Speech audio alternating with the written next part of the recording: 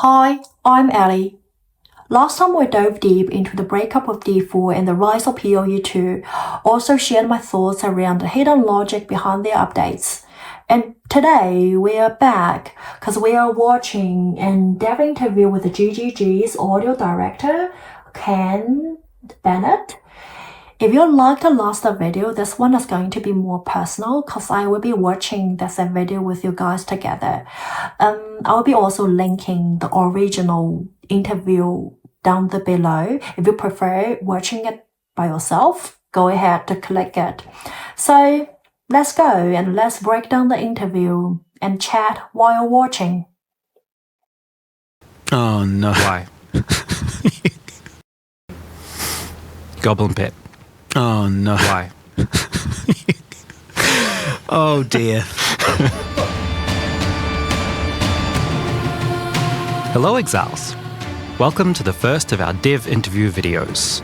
I'm Eben, I make trailers and other marketing bits here at Grinding Gear. We're starting this series because we want to give you some insight into who our devs actually are, behind the Mark and Jonathan of it all. We've done written interviews before, but nothing beats a good chat. Today, Kane is the first brave soul to appear on camera. You might have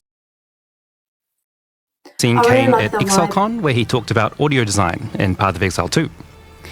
So, what do you do at GGG? Okay, hang on. So if I'm gonna do that, do I really need to go through a run through of how I started as a sound designer? Does that sound lame? No, it's cool. Okay, all right, do it again. No. Sure. Okay, No. sorry. Well, it is a good question, isn't it? I started here many moons ago as a sound designer, sort of worked my way from there to leading the audio team, getting more involved in dialogue, and then became audio director. And in recent times, I've also taken on narrative and building that out as a department because, for PoE, narrative has not really been a department as such. It's been a thing that's there and it happens. There's people around and they make it happen. But now we're actually trying to redefine what the story and narrative parts of PoE are in a way that doesn't hinder gameplay and actually just feels complementary, something that you can digest and understand. So, the boss fights, we try and pump as much narrative into those as now too, like the Geonor slam poetry, bit of that. That was pretty cool. Well, here he talks about the PoE is really focusing on the retelling and expanding the narrative and the lore. That's actually a big deal, So GGG, my assumption, GGG has probably already hit their revenue goal and now investing the game in a long term. That's my guessing. And we've seen this before, right? Shifting the focus from the systems first to the story driven. It's the same playbook that Blizzard followed in its golden era. And like my last video in D4 and PoE 2, you can only grind so many maps before you can ask yourself, why am I doing this again? And that's where the story comes in. Narratives give your comeback the purpose, right? So, the Kerrigan betrayal in StarCraft and Arthur's descent in Warcraft 3, they are amazing, right? And people will remember them, quote them, and cosplay them. And I think it's why Blizzard fans tolerate their bad monetization for years. You need to admit that, right? A strong narrative gives the devs something to build on. It's a foundation of future expansion.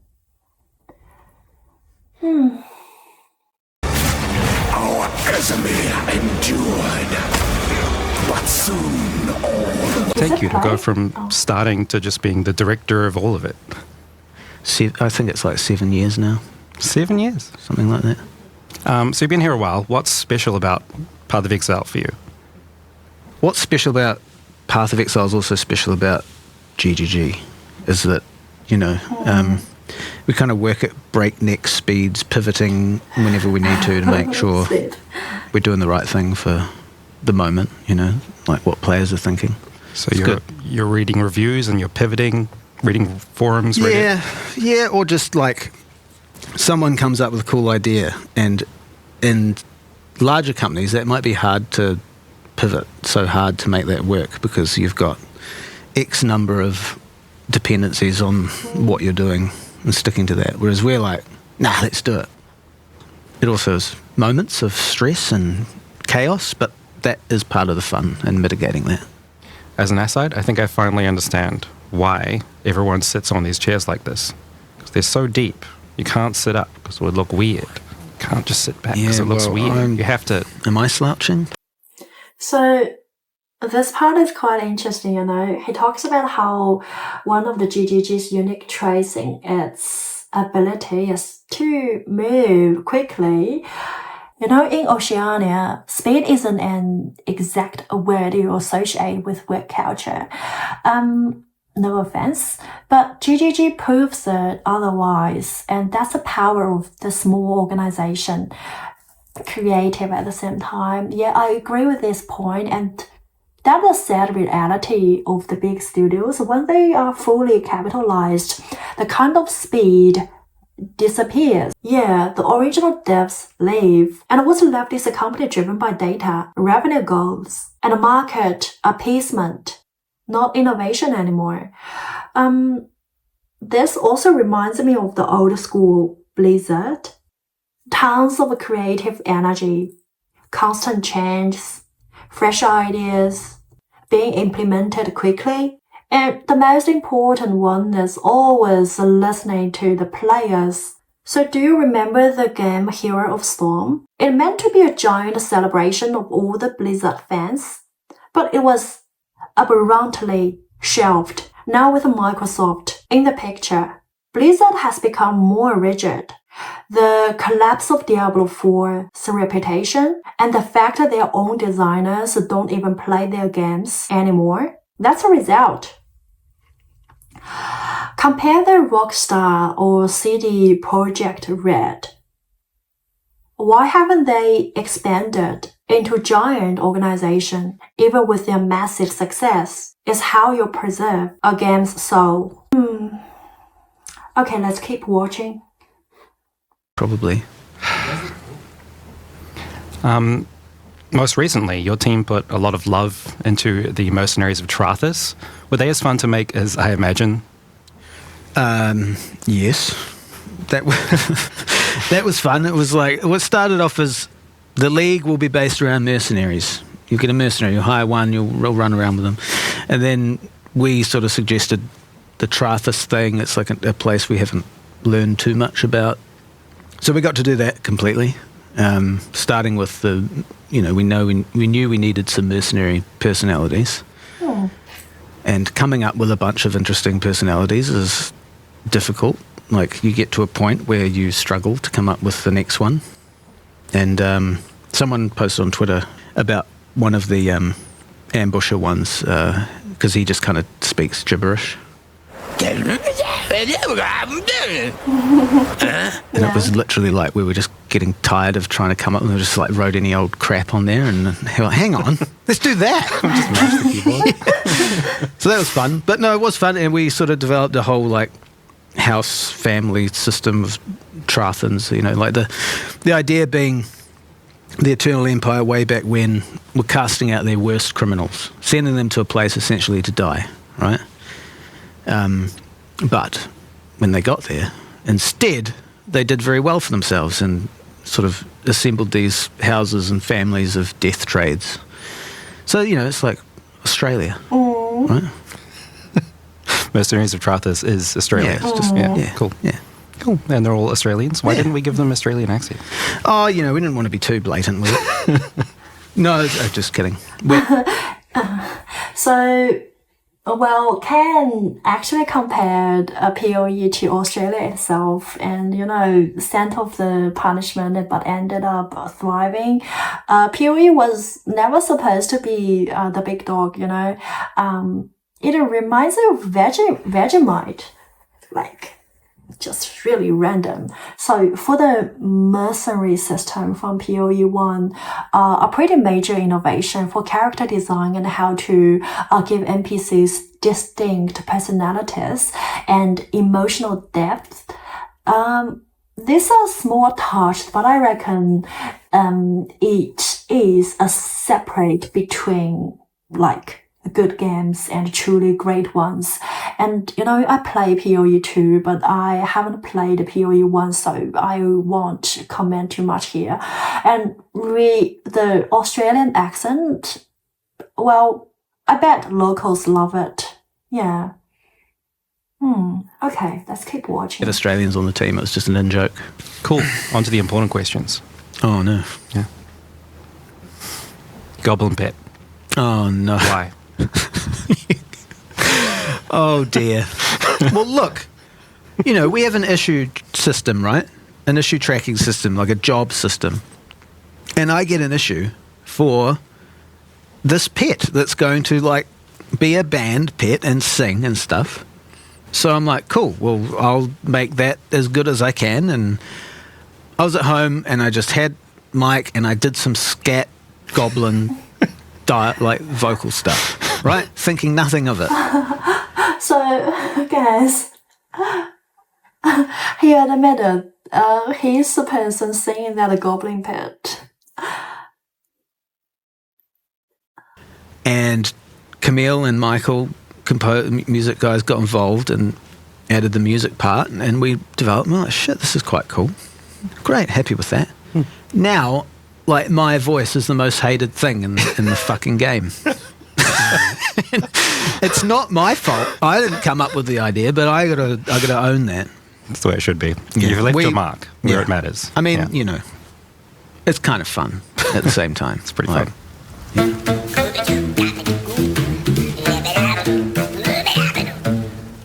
Pivoting to Path of Exile 2, has it been very different working on that? Because we've been here working on Path of Exile 1, now 2. Well, yeah, I've kind of been working on PoE 2 most of the time I've been here, funnily enough. And it's still not out. No. I mean, that is the nature of making a whole new thing and pushing. I mean, it is enjoyable to work on, 100%. Like, every time, working on PoE 1 is familiar, and I wouldn't say it's easy, and we still try and push ourselves, but there is a certain expectation on PoE 2 that it just makes everything a little bit more time-consuming to create. Yeah, we push ourselves on the narrative side, the story side, and dialogue. Obviously, like, the player characters are all talking throughout, trying to give them more personality, which was it's a hard thing to find the balance of when they should shut up and when they should talk.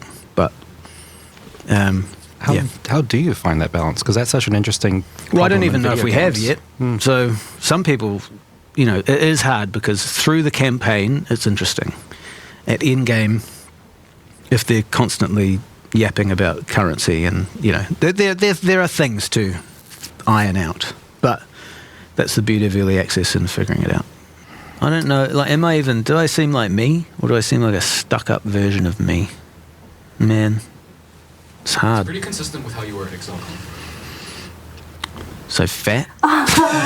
Fuck you, bro. Fuck you. That's going. He jokes about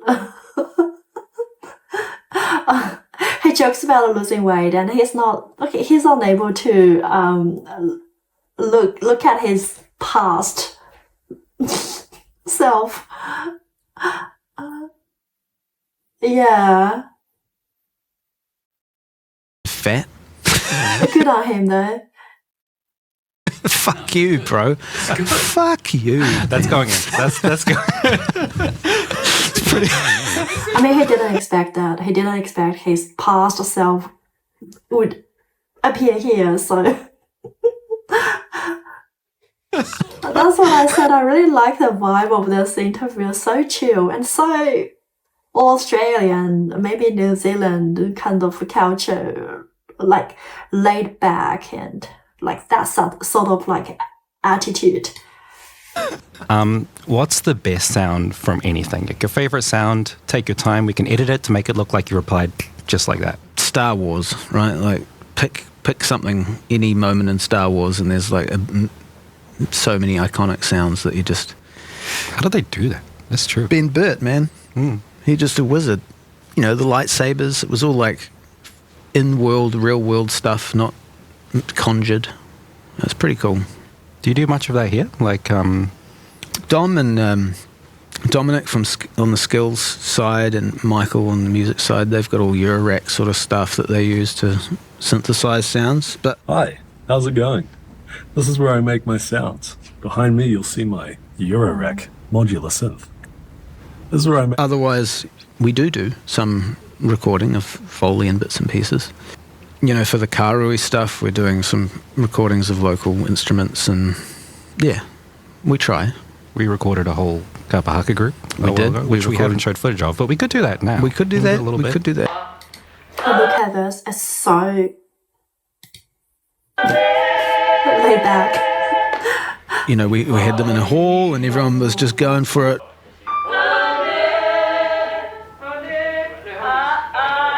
Doing all sorts of things for Trial of the Ancestors, so that will obviously carry over into other Karui stuff. So we're trying to do more of that. Do you have a favourite thing you've worked on so far, PoE 2?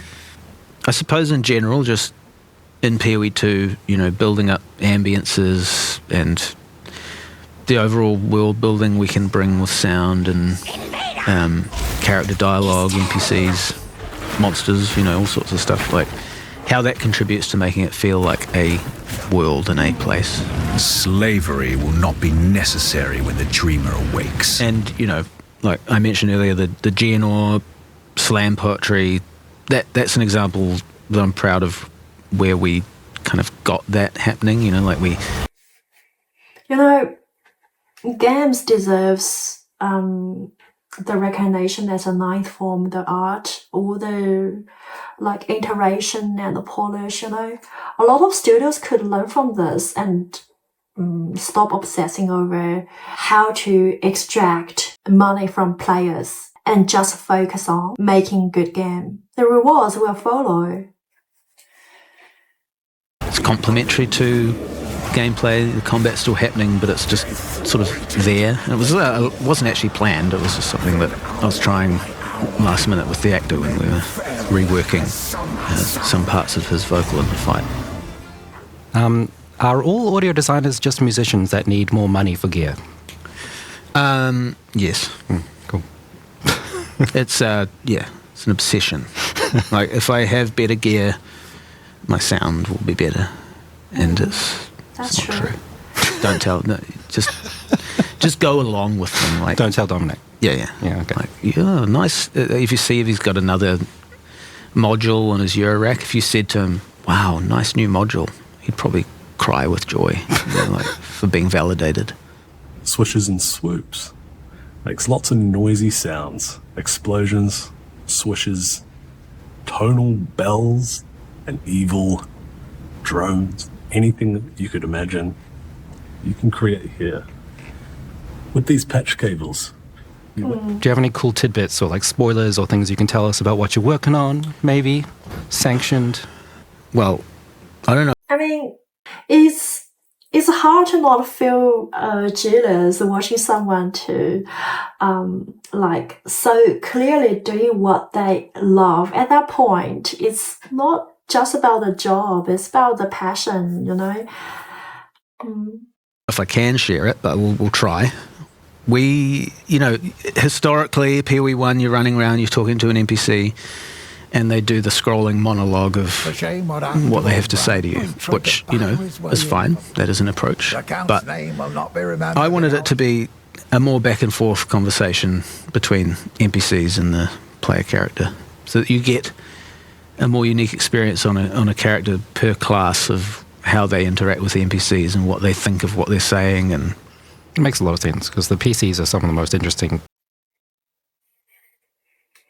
Yeah, he talks about a trend in this industry, like to have more interactions with the NPCs and smoother dialogue animation. I wouldn't be surprised in future we start seeing AI dialogue in the game, in the ARPG soon.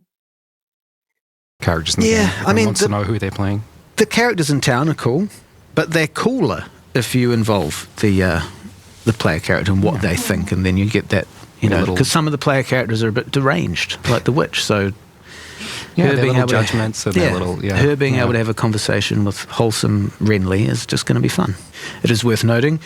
You may think, oh gosh, I will have to skip even more dialogue. Well, no, because the NPCs will naturally have a bit less to say because they're not monologuing everything. You have a more engaging conversation about things, which is generally a bit shorter and concise, but more interesting. So it's actually in the testing we've done, it feels really good, and maybe we can even show a little prototype. I don't know. At least not till our ancestors took in the Val. And folks still bicker over whether that were a mistake. Have no love. Personally, I feel the dialogue boxes really pulled me out of the experience. It would be so much better if they just use subtitles at the bottom of the screen instead, rather to have these boxes in the middle, and let the NPC to talk while walking, or do it like Diablo, add some CGs to carry the story. My thoughts. For the Val, but if not for their virtue gems, our village would be a smouldering ruin right now. Aye, and you'd have died in Azmiri rather than an outcast. Yeah, I'm hoping that these two NPCs could be moving while talking, and the text could be as overlay here. Think that preferable? Favorite game soundtrack or audio that isn't ours? Oh my god. I mean, I feel obliged to say Diablo 2, but really, a little bit. Oh. But really? Yeah, I was gonna say, I swear I saw a pen of the disappointed. Hey guys, check out his eyes. I swear I saw the pen of the disappointed, the Blizzard fans in his eyes. That kind of look, that kind of, I used to believe kind of look, right? To say Diablo 2, but really? A little bit. I mean, it is cool. I mean, actually, I'm a big Final Fantasy 7, 8, 9 nerd. Those were my games when I was a kid. The Final Fantasy 7 soundtrack was pretty sick. We can't play that for copyright reasons. I agree with that. Final Fantasy 7 soundtrack. Nah, but it's good. Look it up. Just look it up. Look it up, kids. How did you end up working in the audio world? What was your path to get here? Since high school, I'd been in rock bands and things.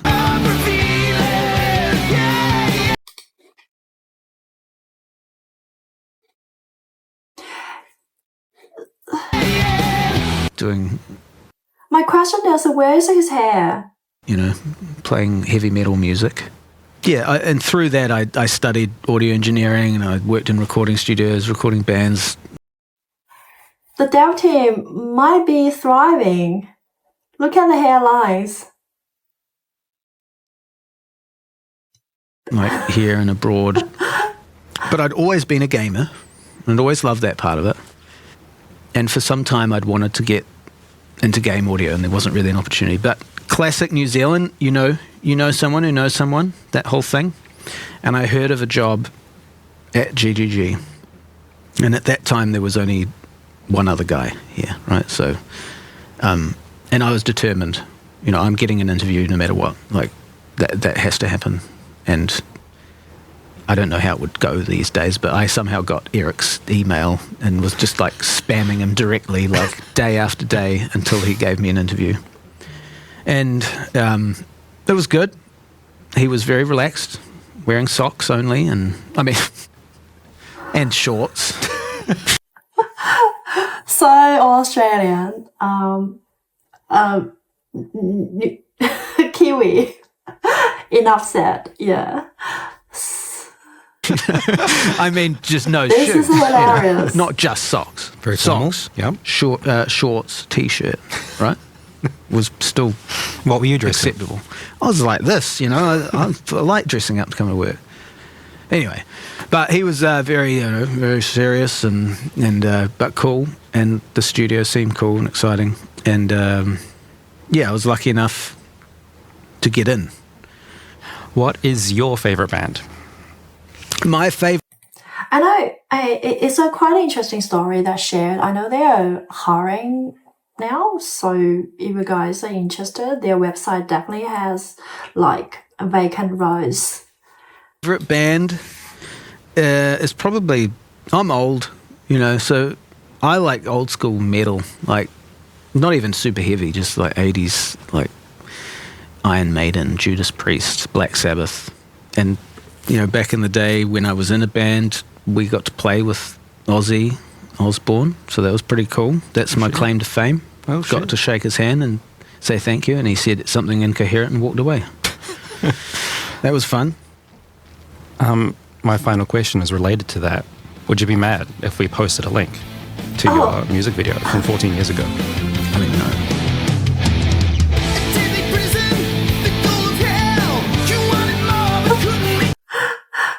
Is that it?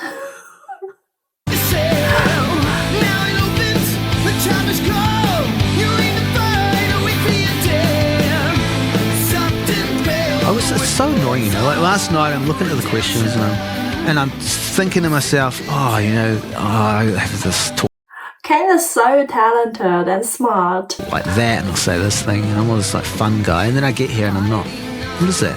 What is that? It's the real fucking corporate shill. What am I now? Just a fucking loser. 40-year-old loser. Is that because of water or just because the work itself is bizarre to see how much hair he has lost over those years. It's going in. That's we gotta open. Yeah, we gotta open with that.